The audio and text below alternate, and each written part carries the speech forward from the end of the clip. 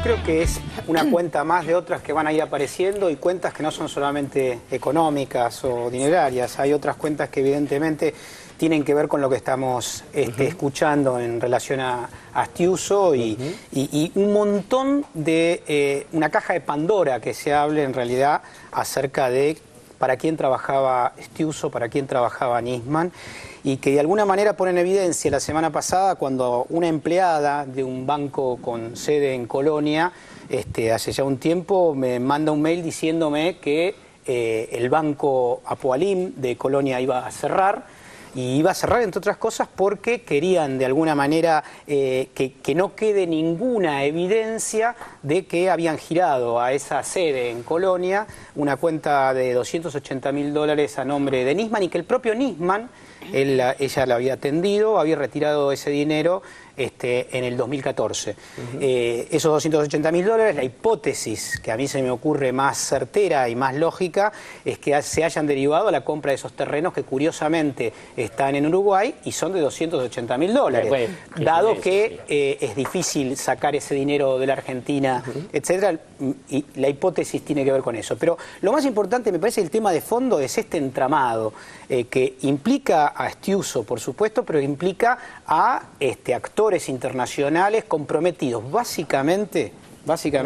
en evitar que exista algún acuerdo diplomático con Irán para llegar a un juicio que se pueda desarrollar en el marco de realizar las indagatorias en territorio argentino en Irán, por ejemplo la Embajada Argentina en Teherán, y para evitar esto y lograr que Irán quede permanentemente como culpable y no 5, 7, 8 posibles funcionarios o no, es que se intentó evitar, no solamente en Argentina, que haya un acuerdo con Irán, sino también en Estados Unidos que haya un acuerdo con Irán para la derecha norteamericana lograr esto que tiene como sello histórico, y es que trata de solucionar los temas con las guerras, con las invasiones, etc. Tanto la derecha israelí como la derecha norteamericana, probablemente, creo yo a esta altura,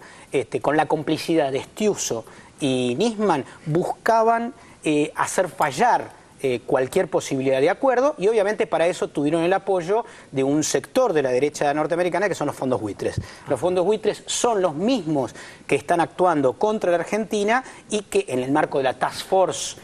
grupo de tareas, un nombre bastante interesante, sobre todo en la historia de nuestro país, en el marco de la Task Force también están saboteando, intentaron sabotear el acuerdo de Estados Unidos más 5 con Irán, que se desarrolló a partir del 1 de julio de este año. La campaña es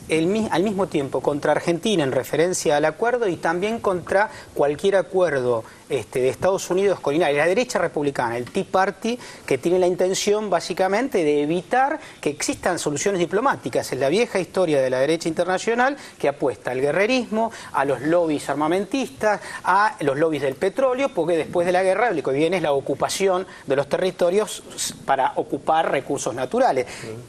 La clave, sobre todo en estos últimos financiamientos que recibió Nisman entre el 2010 y el 2014, es este señor Adelson, que no es un señor común, es el número 14 más rico del mundo, con $24.000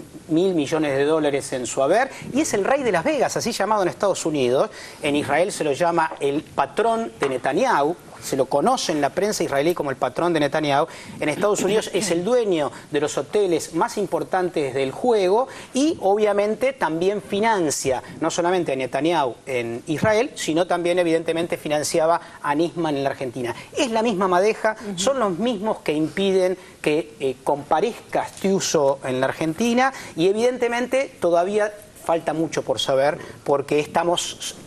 recién empezando a entender cómo funciona esta lógica. ¿Cuál era la relación, si hay una relación entre Astiuso y los fondos buitres directamente o indirectamente, o era Nisman el nexo de eso? Yo creo que ambos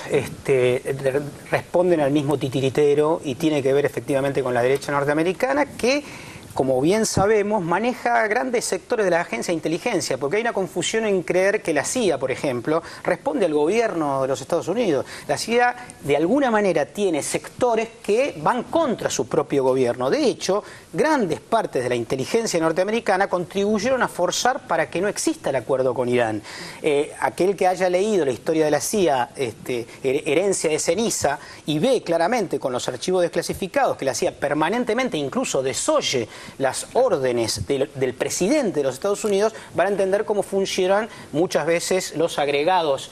culturales en las embajadas de Estados Unidos en los países de América Latina, que tienen como misión básicamente muchas veces contribuir no necesariamente a las políticas que el Departamento de Estado promueve. Creo que en realidad la derecha norteamericana y muchas agencias de información, y la derecha israelí también, piensan no solamente sus países, sino se piensan el mundo en términos de dominación. Y en ese marco les interesa destruir cualquier modelo latinoamericanista, como se está dando en este momento, en esta década en América Latina, quebrar la capacidad soberana de negociación con respecto a fondos especulativos, pero también les interesa de alguna manera quebrar cualquier posibilidad de acuerdo diplomático o multipolar. Lo que ellos buscan de alguna manera es establecer lógicas guerreristas que permitan hacer negocios. Por en el marco de la lógica no solamente venden armas, generan desarrollo de dominación hacia terceros países, sino que establecen patrones económicos. Y esto es lo más importante, quizá que más de fondo. Establecen consignas de cómo debiéramos comportarnos y qué debiéramos hacer con nuestras políticas económicas domésticas. Y en ese marco sí, digamos, la derecha norteamericana piensa en Estados Unidos, pero también sigue pensando a América Latina y a distintas partes del mundo como su patio trasero, digamos.